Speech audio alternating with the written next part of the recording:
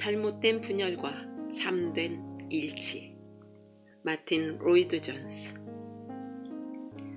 다음 강연은 1970년 11월 4일에 썬더랜드에 있는 베데스다 채플에서 행해진 것입니다.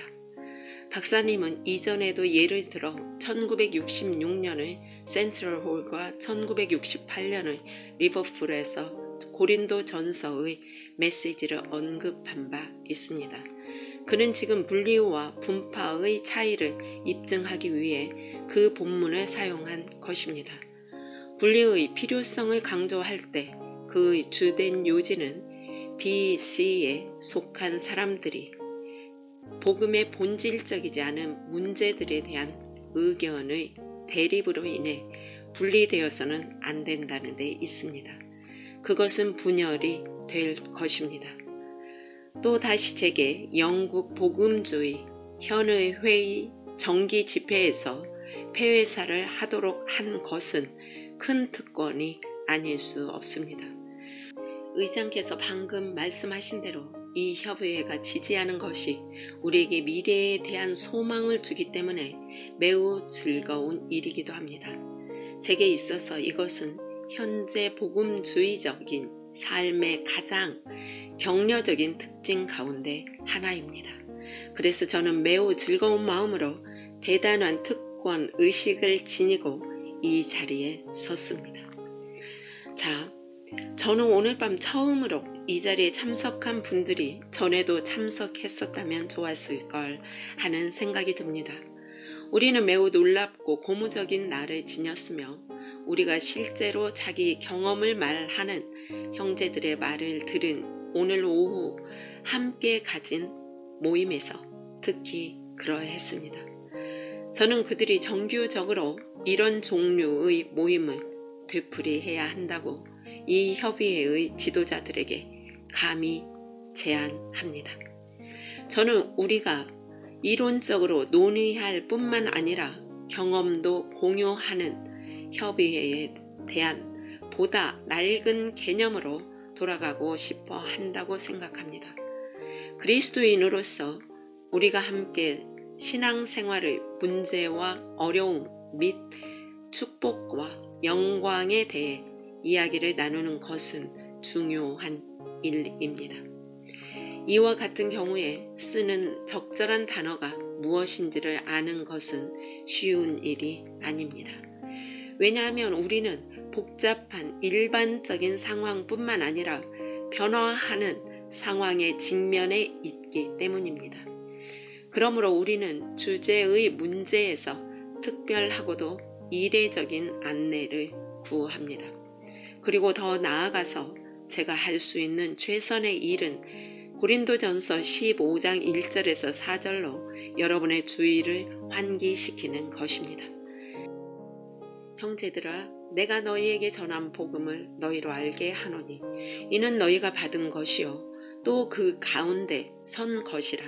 너희가 만일 나의 전한 그 말을 굳게 지키고 헛되이 믿지 아니하였으면 이로 말미암아 구원을 얻으리라.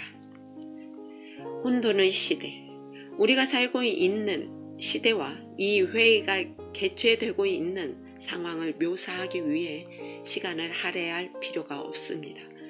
우리는 무엇보다도 혼돈으로 특정 지을 수 있는 시대에 살고 있습니다.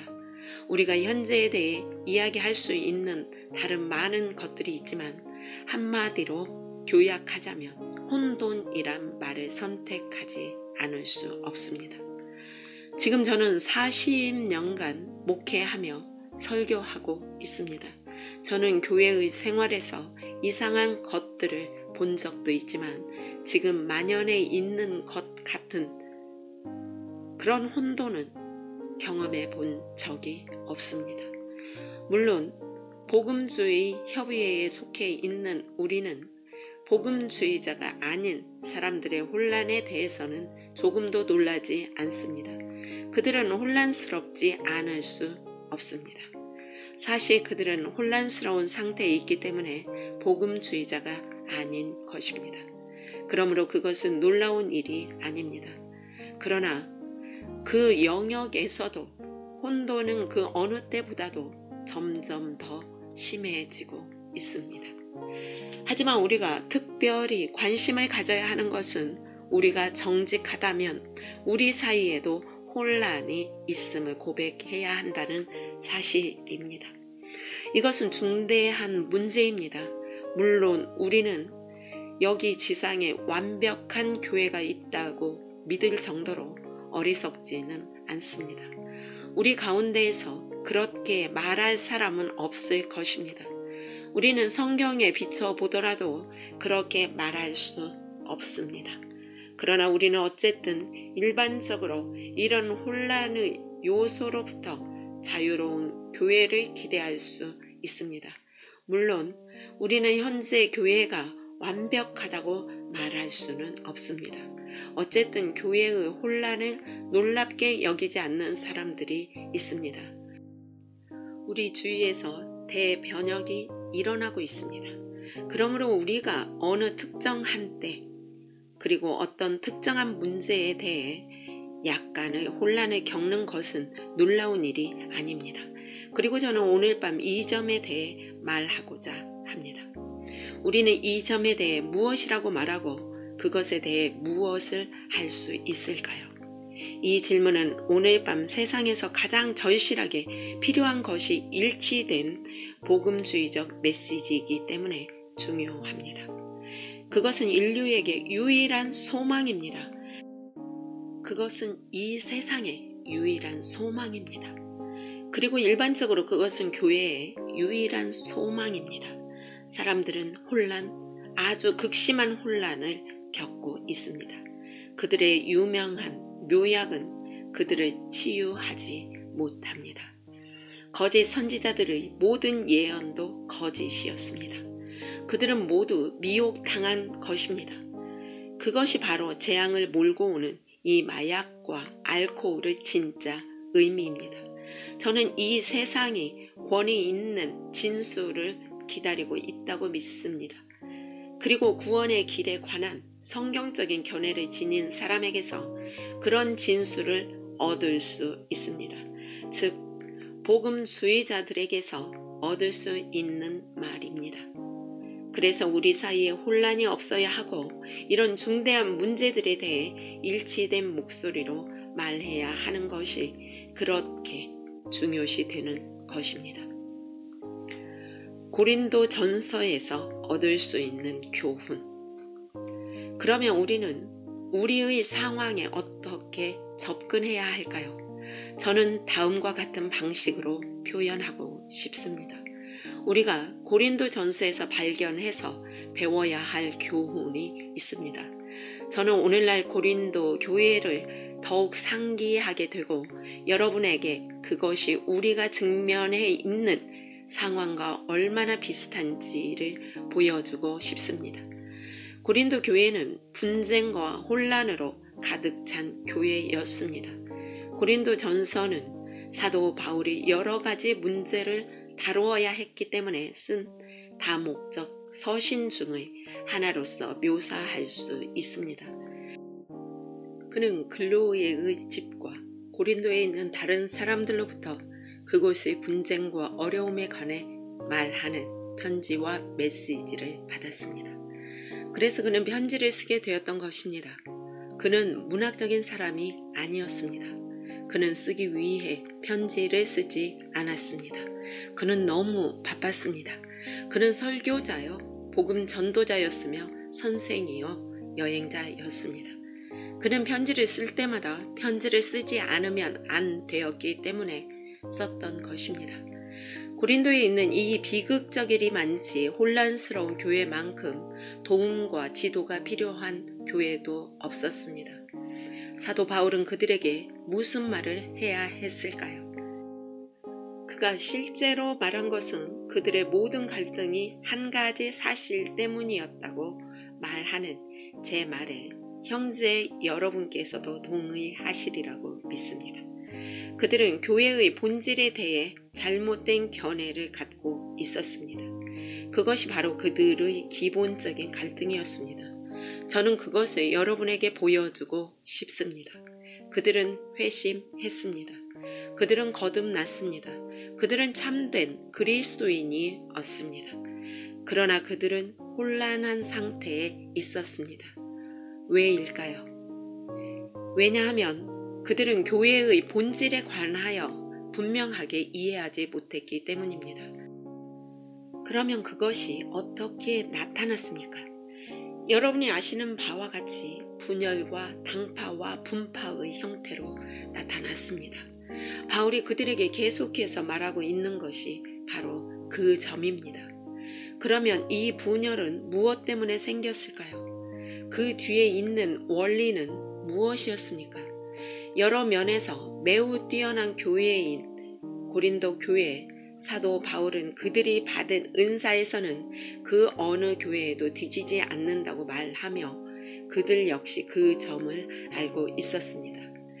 그 고린도 교회가 어떻게 교회의 본질과 관련해서 이 혼란스러운 상태로 빠져들어간 것일까요? 저는 우리가 다음과 같은 방식으로 그것에 대해 설명할 수 있다고 제안하고 싶습니다. 모든 분열과 당파는 그들이 잘못된 입장에 서 있고 그것 때문에 분열되어 있었다는 사실 때문이었습니다. 그것은 결국 중심적인 신학 문제를 야기시켰습니다. 저는 그것이 오늘날 우리 문제의 본질이라고 생각합니다. 즉, 분파와 성경적인 분리의 차이는 무엇인가 하는 것입니다. 저는 이것을 예를 들어 설명하고 분파와 성경적인 분리 사이의 차이를 보여주고자 합니다. 실제적으로 말해서 이 질문은 우리가 이 중에서 지지해서는 안 되는 것은 무엇인가, 혹은 약간 다르게 말해서 우리의 입장에 본질적이지 않은 것은 무엇인가, 그리고 반면에 우리 입장에 본질적인 것은 무엇인가입니다. 고린도의 모든 갈등은 이러한 여러 가지 점들 사이에 제대로 선을 긋지 못했기 때문에 발생한 것입니다. 여러분은 어떤 입장입니까? 여러분은 어떤 입장을 취해서는 안 됩니까? 여러분은 어떤 이유에서 분리되어야 합니까? 어떤 이유에서 분리되어서는 안 됩니까? 여러분이 본질적인 것으로 주장하는 것은 무엇입니까? 여러분은 무엇을 중요하지만 본질적이 아닌 것으로 간주합니까? 그 모든 갈등은 이런 구별을 하지 못했기 때문에 생겨난 것입니다. 여러분에게 이 점을 보여주겠습니다. 우리는 먼저 고린도 교회가 잘못된 것을 지지하고 그것 때문에 분열되어 그런 문제 때문에 집단과 당파를 형성한 방식을 살펴보겠습니다. 그들은 사도들이 맨 처음 받아들인 자들입니다. 저는 이 서신의 처음 14장이 고린도 교회의 구성원들이 해서는 안 된 일을 지지하고 있는 방식에 대한 사도 바울의 해설을 주로 다루고 있다고 생각합니다. 게다가 이 문제들을 다루고 난 후에 바울은 15장 첫 부분에서 이상의 모든 내용에서 돌이켜 이제 너희가 어떤 입장에 있어야 할 것인지를 알고 싶다면 여기에 있다고 말하고 있습니다. 교회 내의 잘못된 분열. 그러면 부정적인 말로 시작해 보겠습니다. 고린도 교회 내의 잘못된 분열은 무엇이었습니까? 우리는 다음의 세 표제로 분류해 볼 수 있습니다. 첫째, 그들은 육적인 문제로 다투며 그것 때문에 분리되고 있었습니다. 그들은 육적인 문제로 다투고 당파를 이루고 그리스도의 몸을 분열시키고 있었습니다. 그들은 분파의 죄를 범했습니다. 이것이 첫째 된 것이었습니다. 그것은 전적으로 육적인 것이었습니다. 바울은 이것을 다음과 같이 표현합니다.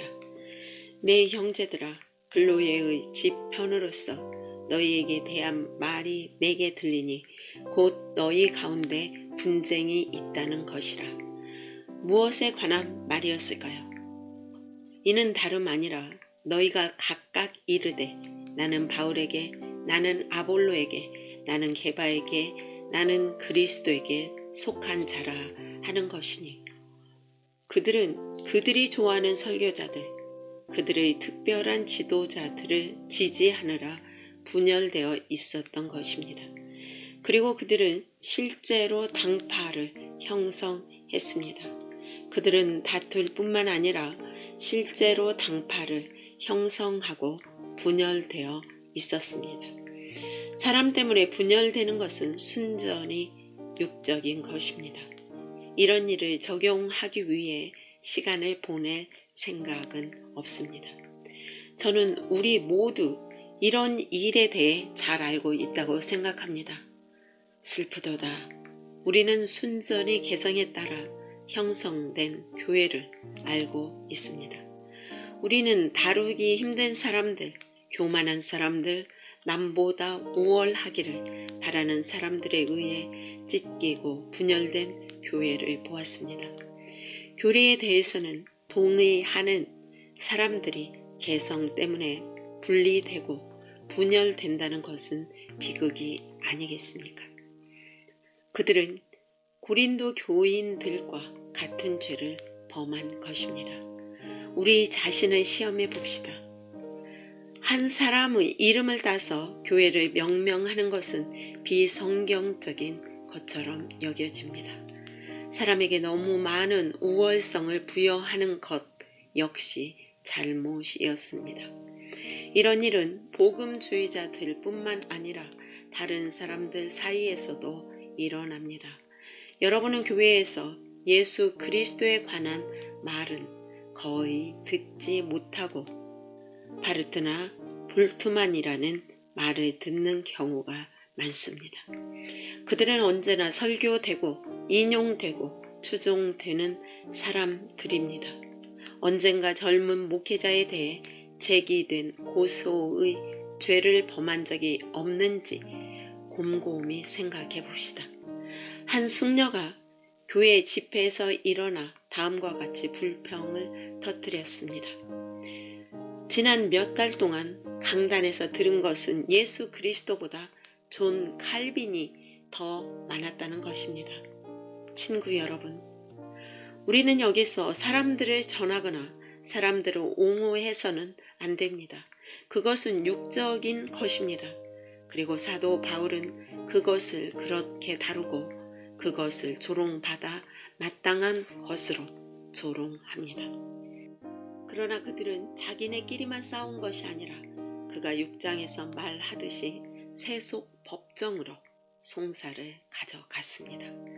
그리스도인들이 신앙과는 아무런 상관없는 문제를 놓고 세상 사람들 앞에서 다투다니, 그리고 그것이 교회의 삶 가운데 들어와서 교회의 삶을 혼란스럽게 하도록 허용하였습니다. 그것은 순전히 육적인 것입니다. 여러분은 성찬과 애찬 등에서 그들이 같은 죄를 범했음을 기억합니다. 어떤 사람들은 너무 먹을 것이 많았고 또 어떤 사람들은 먹을 것이 너무 적었습니다.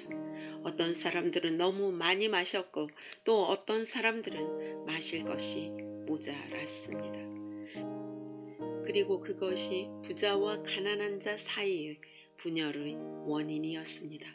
이와 같이 순전히 육적인 것 때문에 갈등이 생기는 경우가 있습니다.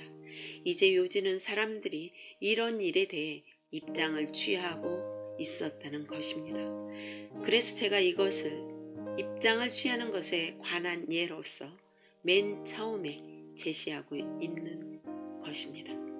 그들은 순전히 육적인 문제들을 제거하기를 거절하고 있었습니다. 그 다음에 이 서신에서 발견되는 교회 분열 원인의 두 번째 범주가 있습니다. 이것이 무엇이었습니까?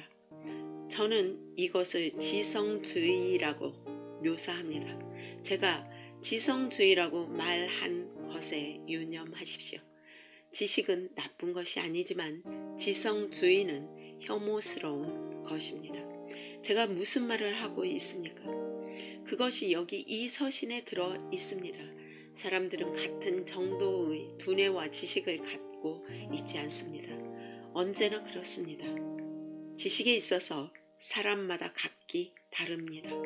그래서 몇몇 사람들이 중등학교 진학 입학 시험의 폐기에 대해 논쟁을 벌이는 것입니다. 우리는 모두 동일하지 않습니다. 어떤 사람들은 다른 사람들보다 더 아는 것이 많습니다. 고린도 교회의 상황이 이러했고 다른 사람들보다 더 많은 이해력을 주신 하나님께 감사하는 대신 이러한 차이가 분열의 원인이 되었습니다. 사도 바울은 1장에서 곧장 이 문제를 다룹니다. 그는 어떤 사람들이 옹호하는 철학이 그리스도의 십자가를 무효화하는 것에 대해 우려했습니다. 지성주의는 복음의 위력을 빼앗을 수 있습니다. 물론 지적인 사람들은 자신을 매우 자랑스럽게 여기고 다른 사람들을 멸시하는 경향이 있습니다. 바울은 8장에서 우상에게 바쳐진 고기를 먹는 문제에 관한 이견들에 대해 자세히 다룹니다. 이 사람들이 이방인이었다면 그들은 성전에 바쳐진 고기를 우상에게 바쳐진 것으로 간주했습니다. 그렇게 함으로써 그들은 자신을 거룩한 존재로 여기고 그것을 먹는 것을 잘못으로 생각했습니다. 그러나 그리스도인이 된 후 그들은 어떻게 생각해야 했습니까? 그들은 이 문제에 관하여 모두 똑같은 식으로 진실을 보지는 못했습니다. 보다 지적인 사람들, 보다 계몽된 사람들은 음식을 먹는 것에는 잘못이 없음을 금방 알아차릴 수 있었습니다. 왜 그렇습니까? 왜냐하면 그들은 우상이 사실은 존재하지 않는다는 것을 알았기 때문입니다. 우상은 상상의 산물에 불과합니다. 그러므로 우상에게 바쳐진 음식에는 잘못이 없습니다. 그러나 여전히 이 고기들을 먹는 것을 잘못이라고 여기는 약한 형제들이 있었습니다. 이것이 사실상 고린도 교회를 분열시키고 있었습니다. 지적인 사람들이 다른 사람들을 멸시하고 나머지 사람들은 지식인들에게 화가 났습니다. 온 교회가 지적인 이해에 대해 분열이라는 이런 비극적인 상태에 있었습니다. 여러분은 그것이 우리와 무슨 상관이 있느냐고 말할 것입니다. 친애하는 친구 여러분, 저는 이것이 우리와 많은 상관이 있을까봐 염려됩니다. 그것은 수세기에 걸쳐 교회의 생활과 많은 관련이 있어 왔습니다. 언제나 복음주의 사람들 사이에 일종의 스콜라 철학의 위험이 있습니다. 제 말은 자신들보다 지적인 면에서 능력이 부족한 사람들을 멸시하는 경향이 있는 것은 교리와 지적인 이해의 중요성에 관심이 있는 사람들이라는 것입니다. 그들은 형제들에 대해 그들은 교리를 모른다고 말합니다. 그들은 형제들을 멸시합니다. 오로지 거듭남에 대한 자신들의 공통된 경험이 아니라 그들이 갖고 있는 지식의 양과 자신들의 지적인 이해와 분별력에 의존하는 집단과 분열이 있습니다. 함께 다른 면에서처럼 이런 면에서도 다양한 은사를 주신 하나님께 감사하는 대신 그들은 교회를 분열시키는 경향이 있습니다. 그리고 한편으로는 시기와 질투로, 다른 한편으로는 우월감과 학식이 덜한 자들에 대한 멸시감으로 분파와 분열을 획책합니다. 그것이 고린도 교회의 분열과 분리의 큰 이유 가운데 하나였습니다. 그들은 지식인과 지적인 이해를 옹호하며 이것을 중심으로 만들고 있었습니다. 셋째, 제가 거짓 영성이라고 묘사하지 않을 수 없는 것 때문에 생겨난 분열과 분리가 있었습니다. 저는 12장과 13장 및 14장을 언급하고 있는 것입니다. 12장 첫 부분에서 사도 바울은 신령한 것에 대하여는 이라고 말합니다. 그 말은 영적인 은사에 관하여는 이라는 뜻이며 12에서 14장은 바울은 고린도 교회가 사실상 어떻게 집단과 분파로 분열되고 있으며 그리스도의 몸이 말하자면 영적인 은사들 때문에 찢기고 있는지를 보여줍니다. 그는 우리 앞에 그것을 자세히 제출하고 있습니다. 그는 몸은 한 지체가 아니라 많은 지체라 만일 발이 난 손이 아니므로 몸에 속하지 않는다고 말한다면 그렇기 때문에 그것은 몸에 속하지 않는 걸까? 그리고 귀가 난 눈이 아니므로 몸에 속하지 않는다고 말한다면 그래서 귀가 몸에 속하지 않는 걸까? 라고 말함으로써 이런 전체적인 태도가 얼마나 경멸스러운지를 보여줍니다. 얼마나 비극적인 상태입니까? 하나님께서 교회인 그들에게 주신 은사를 함께 즐거워하는 대신 그들은 그 은사들을 분열의 원인으로 삼았습니다. 왜일까요? 왜냐하면 어떤 사람들은 이 은사들의 기반을 두고 있고 다른 사람들은 다른 은사들의 기반을 두고 있기 때문입니다. 방언을 하는 것에 관한 질문이 최대의 관건이었습니다. 이 은사를 갖고 있지 않은 사람이 도대체 그리스도인인지 의심스럽다고 말하고 있는 사람들이 있었습니다. 게다가 심지어 자신들이 이런 혹은 다른 은사를 지녔으므로 우월한 그리스도인이라고 주장하면서 은사를 덜 받은 사람들을 멸시하는 사람들이 있었습니다. 그리고 은사를 덜 받은 가련한 사람들, 즉 육적인 그리스도인이라고 멸시당하는 사람들은 더 놀라운 은사를 받은 사람들을 시기하고 질투했습니다. 여러분, 이것이 옛날 이야기입니까? 이것이 우리와 전혀 상관이 없습니까? 오늘날 어떤 사람들이 이 문제를 옹호하고 그것을 중심으로 삼을 위험조차 없습니까? 자, 그것이 고린도 교회의 갈등의 세 번째 큰 이유였으며 그런 맥락에서 사도 바울은 그들을 분열의 죄를 범한다고 비난할 때 분열이란 용어를 사용합니다. 그들은 교회가 그리스도의 몸임을 잊었으며 그들 모두 그리스도의 몸의 특별한 지체임을 잊었습니다. 그들은 분열의 죄를 범했습니다. 여러분은 이 모든 것이 고린도 교회의 구성원들이 지지해야 할 것과 지지해서는 안 될 것 사이의 구별을 하지 못하고 있다는 사실에 대한 예화에 불과하다는 것을 보게 될 것입니다. 그들은 이런 태도를 취하고 있었습니다. 그것은 바울이어야 해. 그것은 아볼로여야 해. 너는 이런 지식을 가져야 해. 너는 방언을 해야 해. 너는 이런 저런 은사를 지녀야 해. 자, 이 놀라운 서신에는 분열시켜서는 안 될 때 분열시키고 나뉘어서는 안 될 때 나뉘며 본질적이지 않은 것을 본질적인 것으로 여기고 그래서 그리스도의 몸을 분열시키는 사람들에 관한 놀라운 신뢰입니다. 사도 바울은 이 모든 것을 다루었습니다. 그는 그렇게 해야 했습니다. 이런 일들이 교회 내의 갈등을 야기시키고 있기 때문에 그것은 지겹지만 필요했습니다. 바울은 말합니다. 너희가 이런 육적인 문제들과 지성주의와 이런 거짓된 영성 개념에 대해 자신의 입장을 고수하고 있는 것은 얼마나 큰 비극인가. 그는 15장에서 이렇게 말합니다. 들으라. 너희가 어떤 입장을 취해야 할 것인지를 내가 말하리라.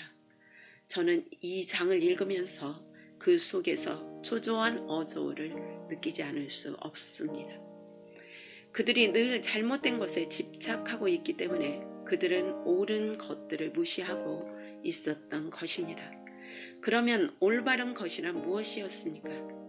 여러분에게 이런 점을 상기시켜 볼까 합니다. 저는 많은 사람들이 오늘날 그리스도 교회 밖에 있다는 사실에 놀라지 않습니다. 그들이 텔레비전에서 보고 라디오에서 듣고 신문에서 읽는 것에 비추어 볼 때 어떻게 그리스도 교회에 대해 참된 인상을 가질 수 있겠습니까? 여러분은 그들이 그리스도교 신앙이 무엇인지를 어떻게 알리라고 기대할 수 있습니까?